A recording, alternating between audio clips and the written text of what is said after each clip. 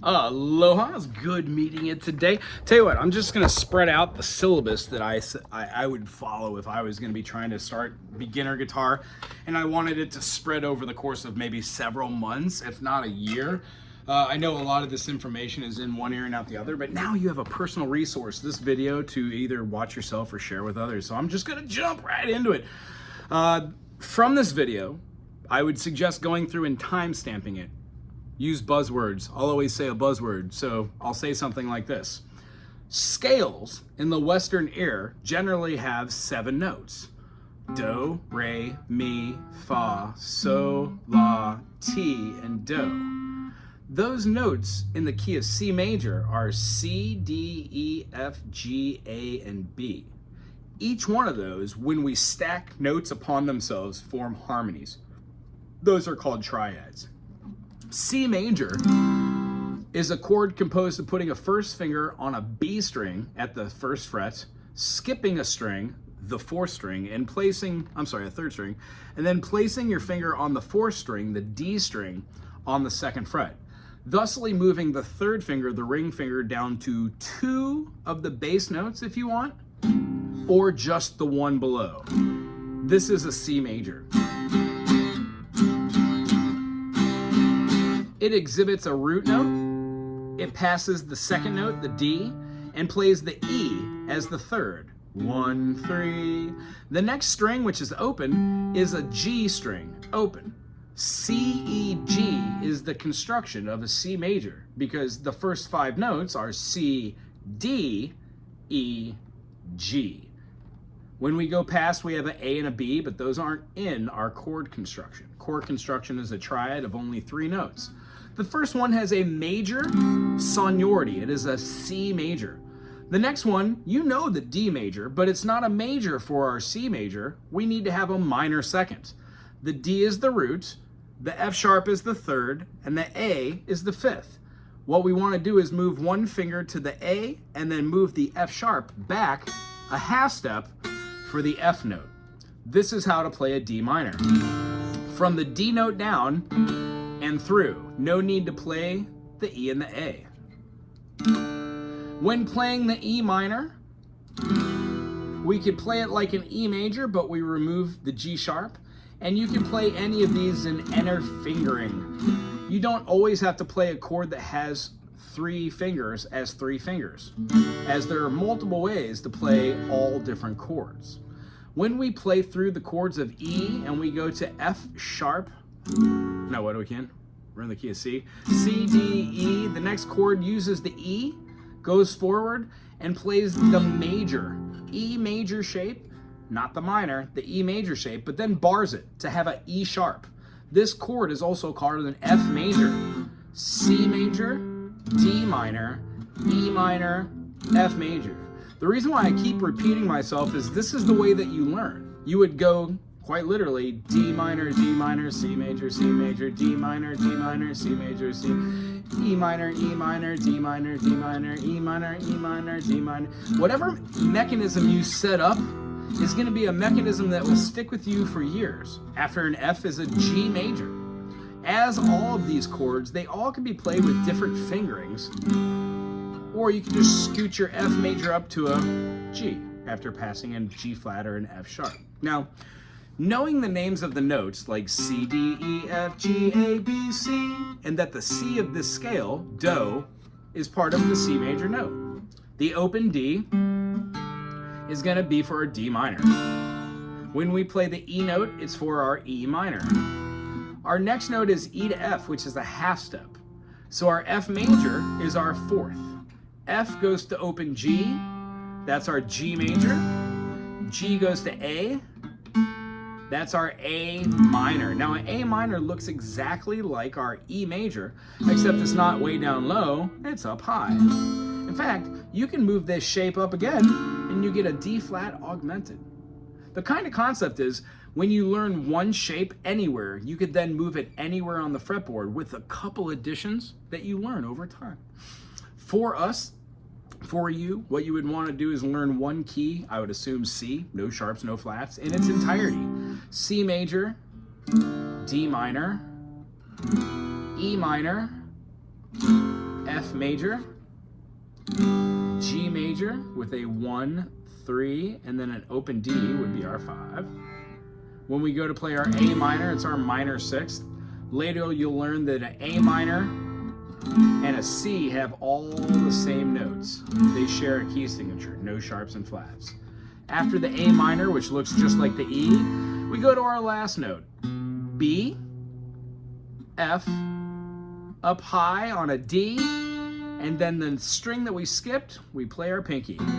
This by far is the hardest chord on guitar, at least in the beginning. It's called a diminish. We don't play the 2 outside notes. Anywhere you move this chord, it always resolves to the 1. It's called a lending or leading tone. The mode that's derived from it is called Locrian.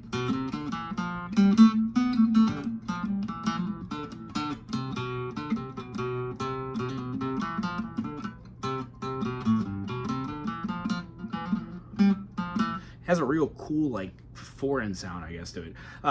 We'll talk more about modes on the station. I hope you check out the live stuff on Tuesdays and Saturdays and Mondays. Other than that, most of the progression of this goes from this B diminished right back to C.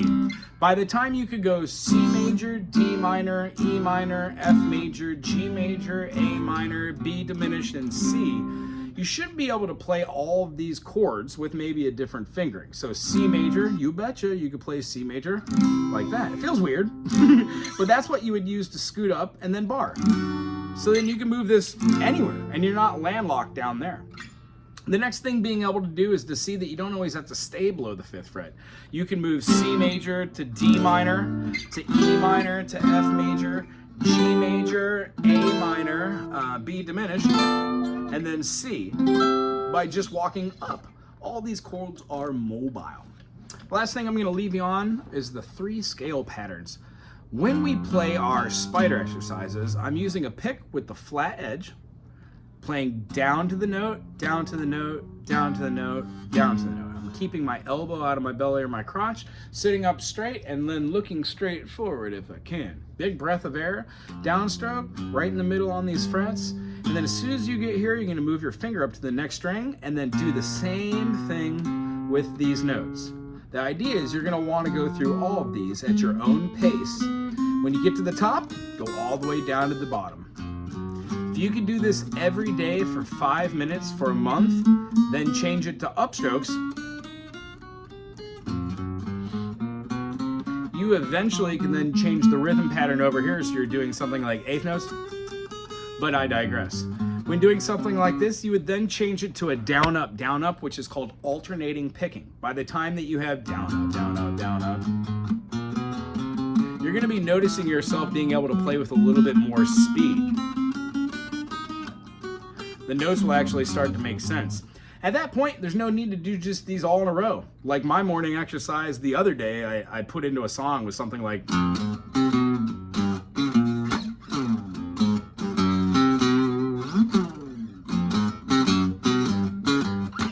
all those notes, if I wanted to, I can recreate.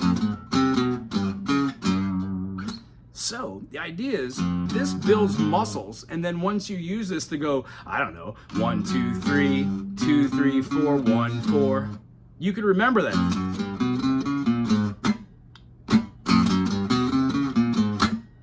If you choose to do all outside notes, it's not musical.